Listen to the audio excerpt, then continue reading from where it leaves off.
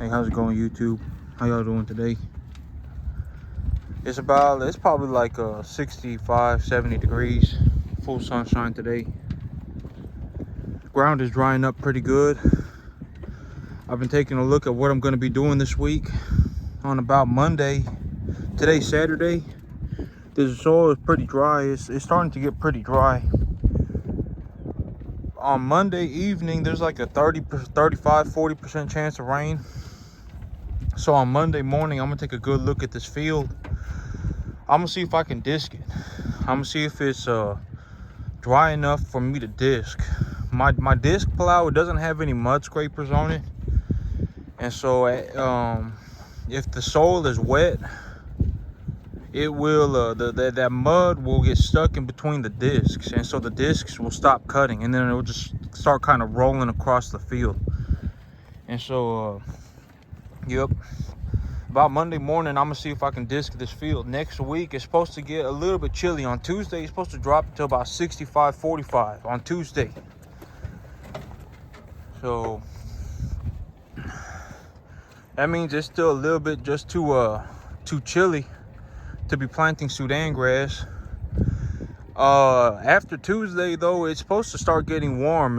Warm may just kind of be it's supposed to get up to about 78 in the afternoon and about 60 in the evening. So about a 80, 60 afternoon and in the evening, early morning. And so, well, I'm looking for that opportunity to plant that Sudan grass. Right now, I still have field prep work to do. Everything is going good, though. Everything is going good. I've had a few things that just kind of happened that were beyond my control, but everything so far so good. I do need to, well, it's supposed to rain a lot next week. We're supposed to get like 4 out of 7 days raining here in about a week or two. So I'll be disking. I'll be looking for an opportunity to disc this field on Monday morning. I'm gonna break those clods up as much as I can. Then when that rain happens, it will kind of flatten everything out. I'll break those clods up the best I can with a with the disc. Then when it rains real good, the ground will be flat. And then when the ground is flat and the weather is good, I'll be drilling Sudan grass. If I can get 12 rows of hay of Sudan grass on the front,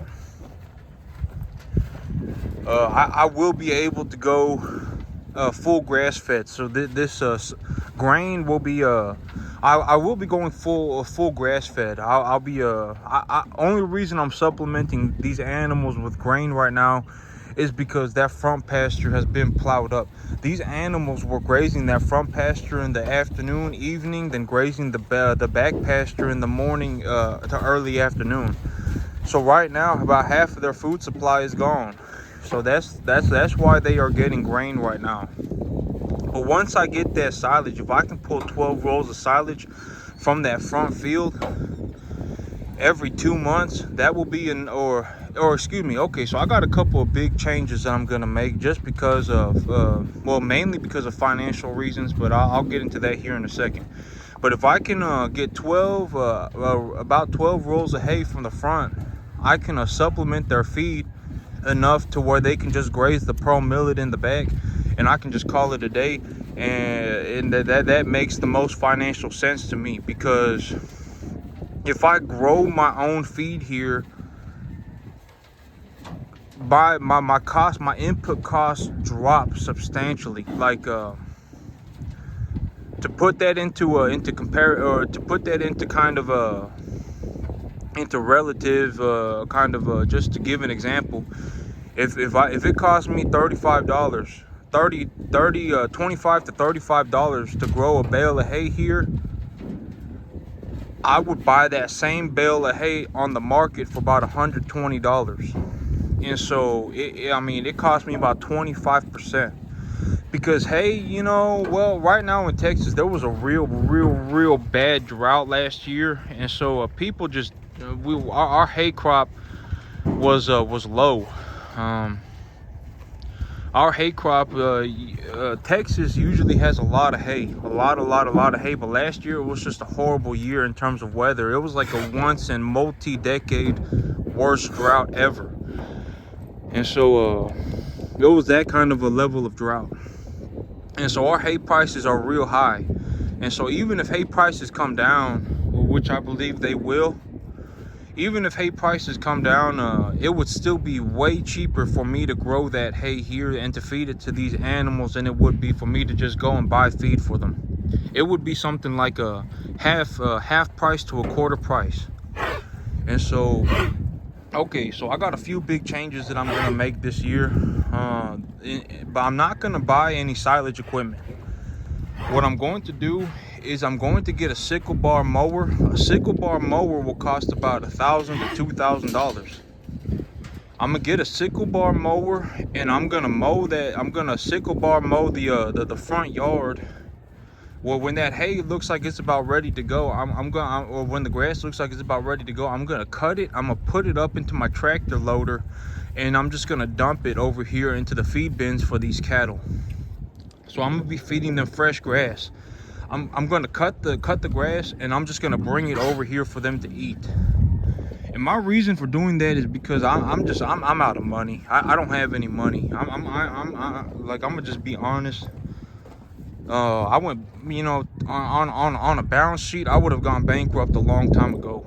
Like the cattle, I bought all these cattle on debt. I bought my tractor with debt.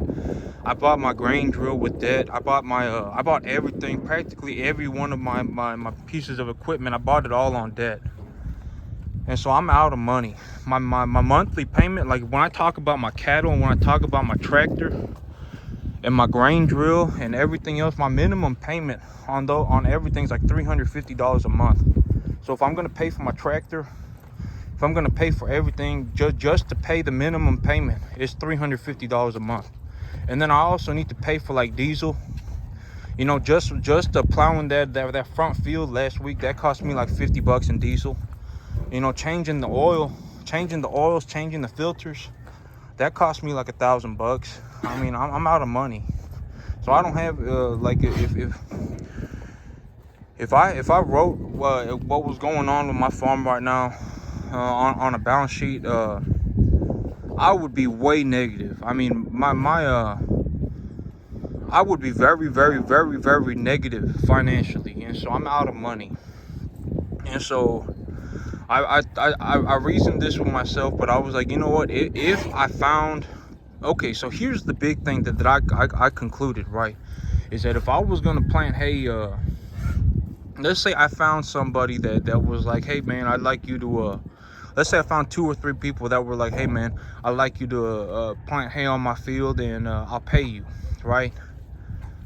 Well, I can find those customers, and I can plant that hay without baling equipment. I have a plow, I have a tractor, I have everything that I need to get that hay growing. And then once that hay is to a size where it's like it's time to bale the hay, I could go buy the equipment then. I could leverage for the equipment then, but I would need more cash flow for me to take on debt like that. Because if I was gonna, I'm like $25,000 in debt right now. When I talk about my cattle, my tractor, my equipment, I'm about $25,000 in debt. And if I was gonna go get silage equipment, I would have to pay about another $25,000. And I just don't have the money to do that right now. Right now, right now is the key word. But if I found people that were like, hey man, I'd like you to plant hay on my field, hey man, I'd like you to cut hay from my field, I can plant hay, and I can go look to see if a hay crop is worth harvesting without silage equipment, without baling equipment. I can just go over there and I can plow their land up. I can drill the seed into their ground. I can flatten their fields. I can do all that stuff without the baling equipment. So why would I go buy baling equipment right now? My big reason for having the baling equipment was so that I could roll silage up for these animals, so that I could stop feeding them grain, because this grain is costing me an arm and a leg. This grain right here is costing me like $500, $600 a month. And so I mean, I mean, add all that up, right? The minimum payment, the cost of these, of what it's costing me to feed these animals, all that combined, I mean, it is just a massive sum of money. And so I'm out of money, and so that's just the reality of what's going on. And so I decided that I'm just not gonna buy baling equipment as of right now, and instead of baling hay for these cattle to eat, baling silage for these cattle to eat, what I'll do is I'll get a sickle bar mower. It'll cost me about $1,000-$2,000. I'll go get a sickle bar mower and I'll feed these animals fresh grass. So I'll cut it and I'll bring it back here for these animals to eat fresh. Because these animals, if I cut it and I put it in front of them, I mean, that's just as good as eating fresh grass, right? I mean, that is just what it is. I mean, and so I'll be supplementing their feed that way. And just to put everything in perspective, well, okay, so my front field, let me think about what the cost of my front field are gonna be. My front field, 150, and then about another 200. Yeah, it'll cost me about well, and then I gotta pay for diesel, but it'll cost me about $400 to grow about 12 bales of hay is what I'd estimate. So it's like $35 a bale. And if I in each bale weighing 1,000 pounds, but instead of baling it, but if instead of baling it, I cut it and I just dump it in front of, I got a loader on my tractor. I got a bucket with a loader on my tractor, and so I'm just gonna put that grass into the loader of my tractor and just dump it in front of these animals for them to just eat a pile of grass. And so that'll save me well, okay, so that is what I believe would be my best opportunity, my best option. Because my other option would be I have to go leverage for silage equipment, I have to go leverage for baling equipment. My monthly payment goes from like $350 to $850, and then, you know, and I'm already out of money. And then that puts me in a major financial risk area. And so yep. So but that's what I ultimately came up with. Because, you know, let's say like I find someone here, right, and they go, oh man, I'd like you to plant my field. I ain't just gonna show up and start baling hay on their field, right? It's like I gotta get the land ready, and then I gotta drill the seed, and then I gotta wait for that seed to grow. There's a lot of things that happen before baling the hay. And so if it turns out that I do need baling equipment, if I can produce enough cash flow, of an excess cash flow from that baling equipment to make a profit on it, that is when I will go leverage for the baling equipment. But as of right now, I see zero need for baling equipment. I can just bring the grass to the cattle myself. The grass is growing in real good right now because it's so the weather is so just is what it is. This grass grows extremely well when it's about 75, 80 in the afternoon. Then it's about 50, 55 in the 55, 60 in the evening. So this grass is growing in extremely well. These animals are obviously putting on a lot of size on it, and it's going good. So I'm going to be drilling that. I would anticipate that my front field, this front field over here, will be drilled with Sudan grass in about 2 weeks. And then this back field, I'll be drilling this back field with a pearl millet. I'll be plowing all this up to drill pearl millet into here around May. So that's about maybe about 2 months away. But that front field, oh yeah, I'll have to figure well, oh man, I just realized if I drill if I plow up this whole back field, what are these cattle gonna eat? I mean, this is a substantial source of food for these animals. What are these cattle gonna eat until that pearl millet grows in? No, man, I'll have to figure that out too, because the pearl millet, you know, early growth grass, very hot grass, a lot of protein in it, very digestible. If it's May, June, and it's starting to get like 90 degrees in the afternoon here, and these cattle are eating a super high protein, easily digestible grass, they're gonna have a lot of health problems. They're gonna have a lot of bloating. So I gotta figure out what I'm gonna do. But I'll figure it out. I ain't worried. I'll figure it out. Yeah, because bloat is a much worse problem when the weather is hot than when it is when the weather is cold. I could put them on medication and all that, but I still don't. Well, I mean, I'll have to see. I'll have to see. Yeah, I got to think about what I'm gonna do on that. But these cattle are eating the ryegrass right now, and they're eating it up. It's growing in just perfectly fine. It got that triple 17 fertilizer on it, so it's got a little bit of sulfur and nitrogen on it. That's running through the field right now, and a little bit of phosphorus, potassium sitting on the soil.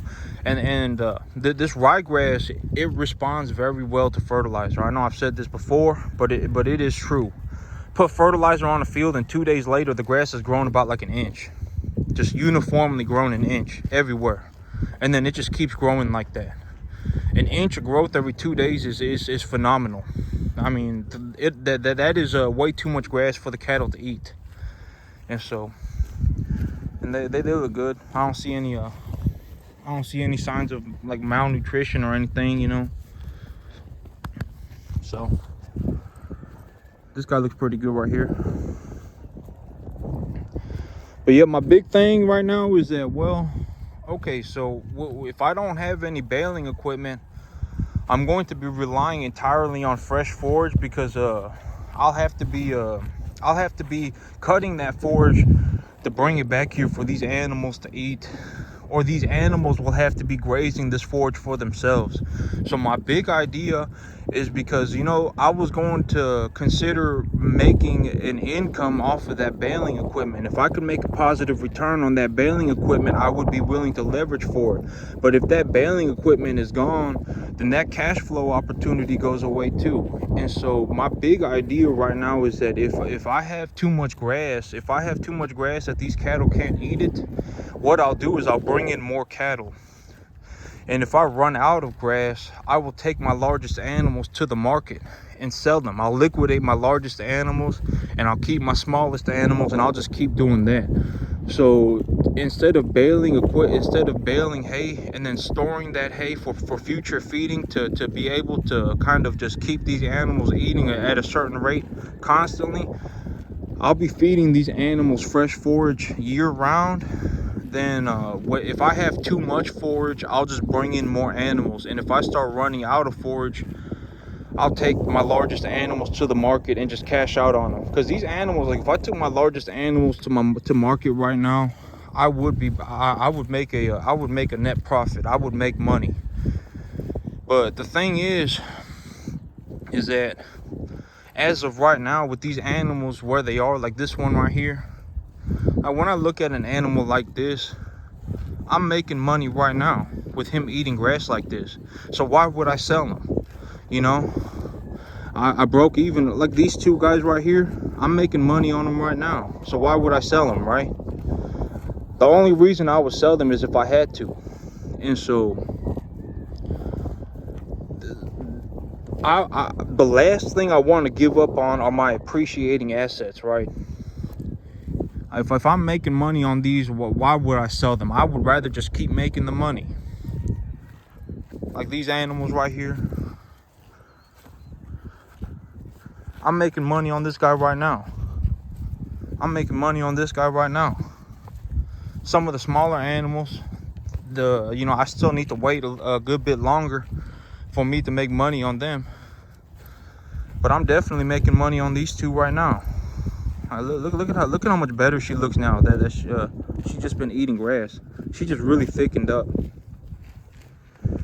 And so, yeah, and so why would I sell these animals? And the only reason I would sell these animals is if one, I could get my hands on more assets. Like if I could sell one of these cattle and I could buy 2 cattle, I would do that. Or my second major reason would be that I need capital more than anything else. So if I need money, that is when I would be willing to liquidate my cattle. But the only reason, okay, so the big thing about needing money is to not ever put myself in a position where I desperately need money. Like if I went and bought that baling equipment, I may actually end up in a situation where I need to start if the baling doesn't work out that well, I may actually be forced to liquidate my animals once a month. I may be forced to like take my one of my biggest animals to market a month that I wouldn't be able to choose. So like if I took this animal to market, you know, I could cover the cost of baling equipment for a month or two. But I don't ever want to put myself in that position, because if I'm forced to liquidate my assets, that's a horrible position to be financially. And so that's also one of the big reasons why I'm so unwilling to take more debt right now, to take more leverage right now, and I'm just gonna figure it out. I'm just gonna give these animals fresh forage instead. Because if I just held on to these animals for a few more months and they got up to 750 pounds, and I could get them up to 750 pounds. If I got that Sudan grass growing in the front, I can get them up to 750 pounds pretty quickly. I get them up to 750 pounds on grass that I'm growing for $35 a bale. I mean, these animals, I'm going to be making real good money. And the larger these animals get, the faster they'll put on weight. So like an animal this size will put on weight faster than an animal half this size. And so when they're big like this, they're going to eat more and they're going to put on weight faster. So yep, I mean, why would I sell my animals, right? Now this guy right here, this probably I do have a few Jersey crosses. When I took a good look at my animals, I counted, like, I probably got 3 or 4 Jersey crosses, but I do have this one animal right here. This guy that I was like, man, I think this is a real good animal. I'm pretty sure this one of them full Black Angus. I think that this guy is a full Black Angus, some kind of a quality beef black-hided animal, just because of how he looks. But if I had a whole bunch of Black Angus animals, this is about what they would look like. And this guy looks good. You know what I'm saying? I know I have a few Jersey crosses, and they're smaller. And they're definitely smaller. But this guy, I'm pretty sure he's Black Angus. And he looks good. So if I had a whole bunch of Black Angus animals, this is what they would look like right now. He looks okay. He looks good. And so, yep, so that's the big thing, is that I'm just gonna hold. I got like something like $2,000 in the bank right now. So and I would have gone bankrupt a long time ago if everything. But I mean, it just is what it is, right? This is one of my Jersey crosses. I'm pretty sure she's a Jersey cross right here. But yeah, and I still got about $25,000 in debt. I took debt to buy the tractor. I took debt to buy the cattle. Yep, got a lot to figure out, but it's okay, right? Well, I mean, I ain't saying like it's okay. It's okay as long as I keep on top of it. I'm not just gonna go and throw everything down the drain. If I threw everything down the drain, that would be a huge problem. But these the debt that I took to purchase an appreciating asset, so it's okay. So that was a good choice in my belief. Like if I sold these animals right now, well, there would be zero reason for me to. But if I sold all of these animals, I could make a majority of my money back. And so I mean, I'm doing fine as long as I stay on top of it.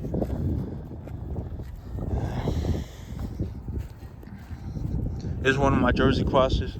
This is another one of my Jersey crosses. I'm pretty sure he's a Jersey cross too. This one right here, I'm pretty sure he's a Jersey cross.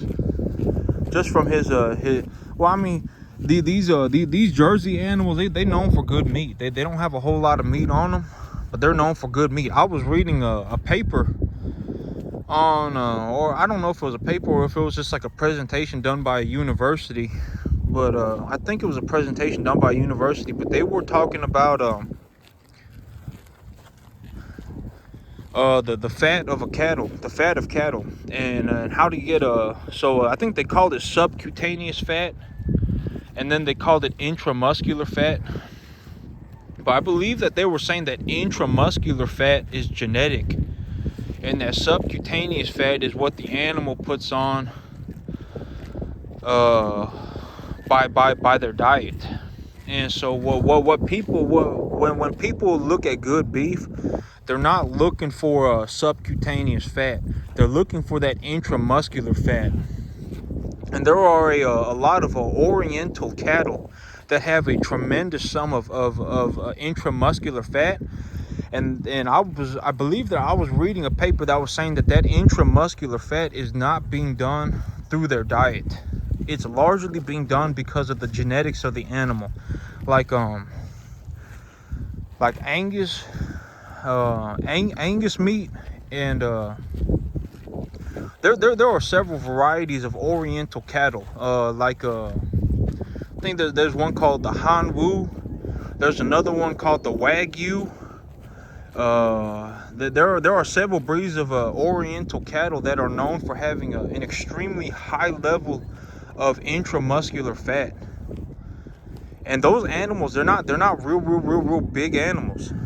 They're not real big animals. And so I believe that what they were saying was that the fat that people are looking for when they go to eat meat is that intramuscular fat, and that subcutaneous fat actually gets cut off of the carcass to as trimming.